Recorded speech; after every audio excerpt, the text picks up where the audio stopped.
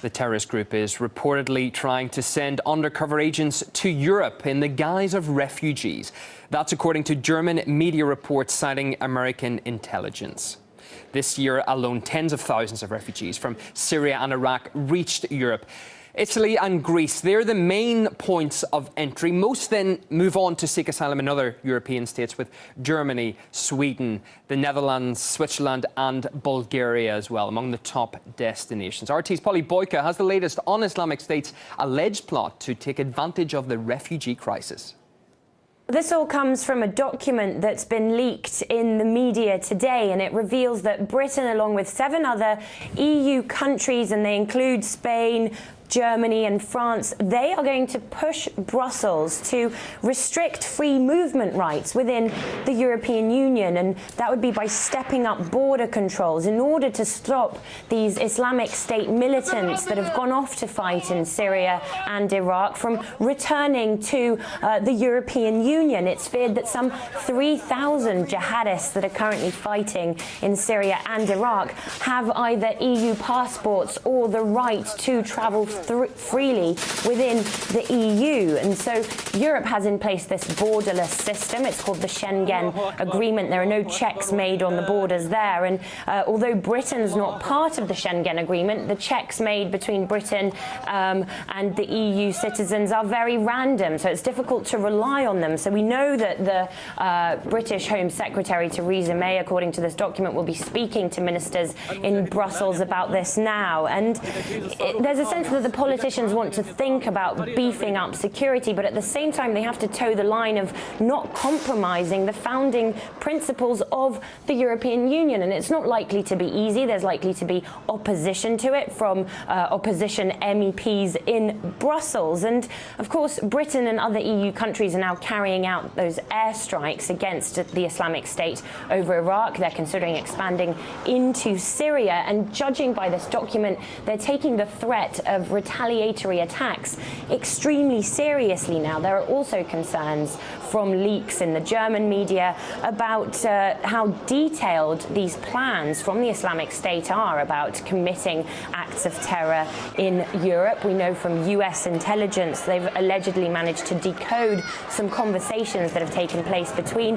Islamic State leaders, and they were allegedly discussing plans to disguise Islamic fundamentalists as Syrian refugees and send them across the border into Turkey and then onto Europe with the sole purpose of committing acts of terror. And according to diplomats quoted in the press this morning, governments in Europe are absolutely terrified about that prospect. For more, let's now bring in Middle East expert Edmund Gharib to discuss this further. That scenario of jihadi terrorists making their way into Europe as refugees, how likely a situation is that? The danger is real. How perhaps sometimes it's a bit exaggerated, but Western intelligence worry that if 1 or 2 or 3 incidents occur, this could backfire on them, and it could be very embarrassing to the intelligence agencies and to the government. But at the same time, this also shows a realistic problem, and that is that European countries, Western countries in general, have not been that welcoming. They have not to the Syrian refugees. They have not taken too many Syrian refugees, while sometimes criticizing small countries which have taken millions. For example, whether it's in the Middle East, Lebanon, a small country like Lebanon, has taken over 1.5 million refugees, and the whole population of the country is 4 million, and not enough support has been given. At the same time, however, I think the real danger that scares the Europeans even more than the Syrian refugees is the return of fighters who had gone to Syria, to Iraq, to join the ISIS or to join other extremist groups, and the return of these fighters back. Just talking about fighters, Kurdish militias in Syria say airstrikes against Islamic State are not helping them, and what they need instead is weapons and ammunition. Do you think it's possible to defeat the jihadists using airstrikes alone? Most experts, whether they are on the left, on the right, military experts, don't believe that they could be defeated by airstrikes alone. And actually, the U.S. military has been calling on the media, which has been much more gun-ho, to basically show patience and realize the difficulties. And so they are saying this is going to take months and perhaps years. So this will not happen. But the reason why this is also, this issue is coming up is in part because the right wants, in the U.S. at least, wants to go to send U.S. forces on the ground into Iraq, and has been critical of the administration for not doing so. The progressive forces, however, would argue that force does not work, the use of force does not work, has not worked in the past, either in Iraq or in Afghanistan, and that it only serves to spread chaos and to promote and strengthen extremism.